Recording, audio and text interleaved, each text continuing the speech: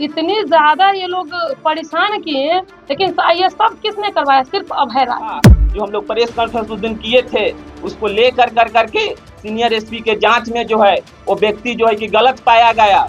गलत पाने के बाद जो है कल जो है सीनियर एसपी के द्वारा जो है वो प्रशस्ति पत्र जो है आपस ले लिया गया। मिलता है, मानते हैं कि पूरी तरह अपराध को मुक्त नहीं किया जा सकता है, क्योंकि हर घर में एक अपराधी है, हर सड़क पे एक अपराधी है। जीते स्कूटी जीते कार। जी आपने सही सुना, लक्ष्मी ज्वेलर्स कटिहार से कृष्णा डायमंड ज्वेलरी खरीदें, लकी ड्रॉ में पार्टिसिपेट करें और कार और स्कूटी जीतने का मौका पाएं। साथ ही 25% तक की छूट पाएं सोने और चांदी के जेवर की बनाई पे और हीरे की वैल्यू पे। Lakshmi jewellers, Lakshmi complex, doctor Rajendra Prasad Path, Katihar. नमस्कार, आप देख रहे हैं BMW न्यूज बिहार। जन स्वास्थ्य कल्याण समिति के सचिव डॉक्टर LB सिंह लगातार समाज सेवा से जुड़े कार्यों को लेकर सक्रिय है। समाज से जुड़ी समस्याओं को लेकर वे प्रशासन और पुलिस अधिकारियों के संपर्क में भी रहते हैं। हाल के दिनों में मुजफ्फरपुर में एक वांछित अपराधी अभय राज को स्वतंत्रता दिवस के अवसर पर स्थानीय पुलिस की ओर से प्रशस्ति पत्र देकर सम्मानित किए जाने का मामला सामने आया था। डॉक्टर LB सिंह ने इस मामले की शिकायत DGP से की। DGP के निर्देश के बाद मुजफ्फरपुर SSP ने मामले में कार्रवाई की। कार्रवाई के बाद डॉक्टर LB सिंह ने DGP समेत तमाम पुलिस पदाधिकारियों को धन्यवाद दिया। उन्होंने कहा कि समाज सेवी होने के नाते उनकी कोशिश है कि समाज में गलत लोगों को किसी तरह का प्रोत्साहन या सम्मान नहीं मिले। उन्होंने कहा कि अखिल भारतीय पिछड़ा वर्ग की ओर से भी उक्त युवक के खिलाफ लगातार शिकायतें मिल रही थीं, लेकिन स्थानीय स्तर पर कार्रवाई नहीं हो रही थी। डॉक्टर LB सिंह ने कहा कि DGP के संज्ञान लेने के बाद कार्रवाई हुई, जिसके लिए वे पुलिस के वरिष्ठ अधिकारियों का आभार व्यक्त करते हैं। उन्होंने ये भी कहा कि समाज से जुड़ी समस्याएं लगातार उनके पास आती हैं और आगे भी वे प्रशासन के सहयोग से उन समस्याओं को उठाते रहेंगे। उन्होंने स्पष्ट किया कि समाज हित से जुड़े मुद्दों पर उनकी लड़ाई आगे भी लगातार जारी रहेगी। किस पे कार्रवाई की है DGP ने और क्या-क्या हुआ आपके मुजफ्फरपुर कांड को लेकर? जो आप लोग पिछली बार प्रेस कॉन्फ्रेंस किए थे, उसमें क्या कुछ सामने आया है वो हमें बताएं। मैं आप सभी मीडिया बंधुओं और भाइयों को जो है हार्दिक अभिनंदन करता हूं और बधाई देता हूं कि आप लोगों के जो है सहयोग से जो पिछले दिन प्रेस कॉन्फ्रेंस जो किया गया था, तो प्रेस कॉन्फ्रेंस को नज़र में माननीय DGP के द्वारा जो है रखते हुए देखते हुए माननीय सीनियर SP मुजफ्फरपुर के जो है उन्होंने आदेश दिए और उनका आदेश को सीनियर SP ने जो है मानते हुए जांच पड़ताल करते हुए अभय कुमार पक्ष का जो व्यक्ति था, जो हम लोग प्रेस कॉन्फ्रेंस उस दिन किए थे, उसको लेकर करके सीनियर SP के जांच में जो है वो व्यक्ति जो है कि गलत पाया गया। गलत पाने के बाद जो है कल जो है सीनियर SP के द्वारा जो है वो प्रशस्ति पत्र जो है आपस ले लिया गया है। इसके लिए मैं माननीय DGP को और माननीय वहाँ का सीनियर SP जी, जिनके द्वारा जो है गहरी जांच पड़ताल करते हुए अभय कुमार से जो है दिया गया सम्मान को आपस लिए हैं, इसके लिए मैं DGP और सीनियर SP को मैं हार्दिक अभिनंदन करता हूं और मैं उनको बधाई देता हूं।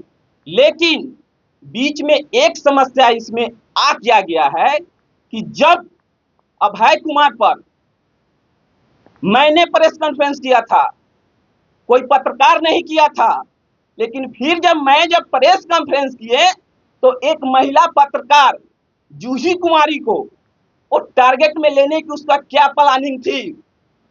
जब तुम किसी भी तरह की समस्या था तो तुम फेस टू फेस हमसे आकर करके मिलो, हमसे आकर के तुम बात करो। तुमको हम ना साबित करेंगे, हम क्या साबित करेंगे? तुमको प्रशासन साबित कर चुका। अगर प्रशासन साबित अगर तुमको नहीं करता तो कल के डेट में सीनियर SP तुमसे जो है प्रशस्ति पत्र आपस नहीं लेता। तो तुम जो हो एक अपराध हो। और मैं चेतावनी देना चाहता हूं कि कोई भी पत्रकार, महिला पत्रकार के जो है कि सभी पत्रकार लोग उसको सम्मान करें, इज्जत दे। और महिला पत्रकार को अगर आप लोग इज्जत नहीं दीजिएगा, आपका बहू है, आपकी बेटी है, आपकी बहन है, इसका सुरक्षा करना भी जो है आप लोग का ही जिम्मे होता है, प्रशासन का जिम्मे होता है। ये नहीं कि एक बहू बेटी मार्केट में काम कर रही है तो सब बहू बेटी जो है एक जैसा नहीं होता है। उसको सम्मान देना, इज्जत देना हम लोग का काम है, हम लोग जैसे इंसान को काम है। मैं इस पर भी चाहूंगा माननीय डीजीपी महोदय से कि ये महिला ने जो है केस की है, इसको जो है कि संज्ञान में लेते हुए और इसको स्पीड ट्रायल में जो है कि डाला जाए, और डाल कर करके जो अपराधी टाइप के जो व्यक्ति है इसको स्पीड ट्रायल में डालते हुए इसको जो है जल्द से जल्द जो है इसको कानूनी कार्रवाई करके सजा दिलाने का काम करें। कहने के मतलब हम भी पत्रकार हैं, आप भी पत्रकार हैं, लेकिन इस बीच में मैंने 3 FIR कर रखे हैं, तीनों एक ही प्रगति के हैं और एक ही साठगांठ के हैं। कभी किसी को उस्काता है, कभी किसी को उस्काता है। ये लोग एक सिंडिकेट चला रहे हैं और सिंडिकेट के माध्यम से हमको इतना टॉर्चर किया जाता है। अगर मैं वहाँ नहीं रहती हूँ तो मेरे मोबाइल पर परेशान किया जाता है। कई सारे ग्रुप में मेरी फ़ोटो निकाल करके अलग-अलग टिप्पणी की जाती है। काफ़ी ज़्यादा हम इतना मतलब मानसिक रूप से इतना परेशान है कि आपको हम बता नहीं सकते हैं। 3 दिन से एक बिहार दस्तक करके कोई यूट्यूबर चैनल चलाता है, बोला है कि भाई पोर्टल चला, भाई कुछ भी चलाओ, लेकिन किसी महिला का आभास उड़ाने का तुमको अधिकार किसने दिया? क्या और भी चैनल हैं, हम खुद चलाते हैं। मेरे साथ जो घटना हुआ उस समय तुम्हारा पड़ताल कहाँ था? 2023 से मेरे साथ घटना घट रहा है, 2023 से कोई सामने नहीं आ रहा है। हम पे अटैक हुए, जानलेवा हमला हुआ, बकायदा 5 से 10 ग्रुपों में मेरे बारे में क्या कहते कमेंटबाजी हुआ। एकदम मेरी क्या कहें कि इतनी ज़्यादा ये लोग परेशान किए, लेकिन ये सब किसने करवाया? सिर्फ अभय राज ने। आगे पुलिस की तरफ से क्या कार्रवाई की है? कार्रवाई देखिए, पुलिस की तरफ से कार्रवाई होती है, लेकिन अब पत्रकार में क्या होता है कि प्रशासन बंद जाता है। सबूत होते हुए भी उसको इग्नोर किया जाता है।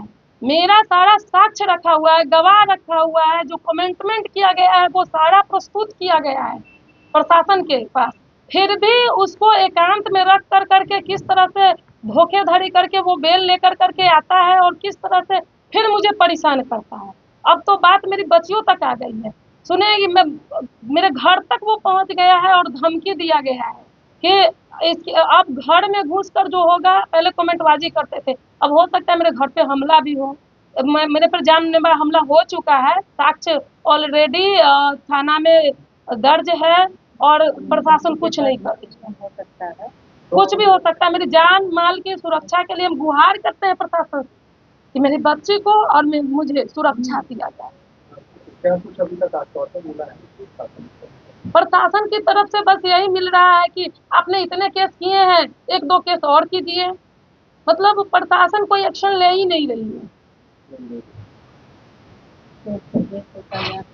और मैं थक गई हूँ, अब FIR केस करके मैं थक गई हूँ। अब मुझे ना न्याय चाहिए। कर्मी भाई बंधु हैं, आप सभी को नमस्कार, प्रणाम। और मैं आप लोग के चैनल द्वारा जितने भी श्रोता देख रहे हैं उन सभी को मेरा नमस्कार। मेरा नाम सोनम पटेल है और मैं जदयू महिला नेत्री भी हूँ और मैं महिला अपने विधानसभा के महिला टीम प्रभारी भी और एंटी करप्शन मानव अधिकार के प्रदेश अध्यक्ष भी हूँ। तो मैं प्रदेश अध्यक्ष एक महिला मोर्चा का हूँ, तो उसके अनुसार मैं ये कहूँगी, ये जो बहन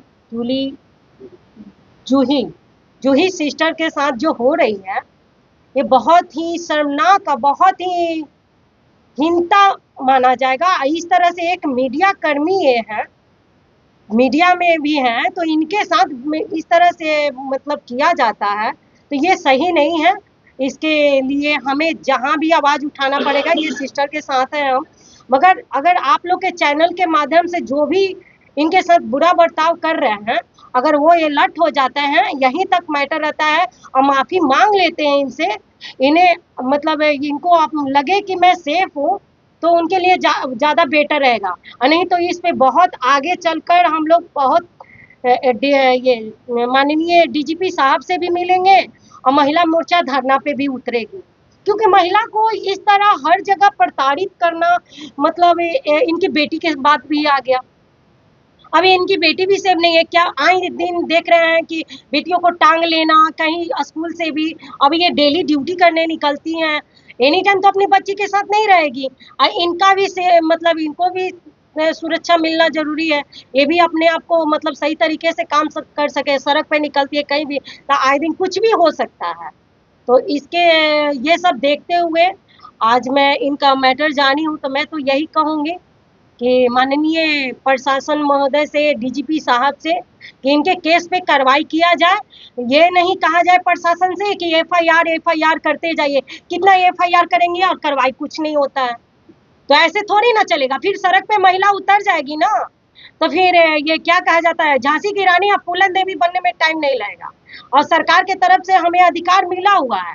माननीय हमारे जो ये सरकार है, ये कहा जाता है कि अपराधी को ना बचाया जाता है और ना छोड़ा जाता है। ठीक है, तो ये ऐसा सरकार नहीं है। सरकार में इंसाफ मिलता है। मानते हैं कि पूरी तरह अपराध को मुक्त नहीं किया जा सकता है, क्योंकि हर घर में एक अपराधी है, हर सड़क पे एक अपराधी है।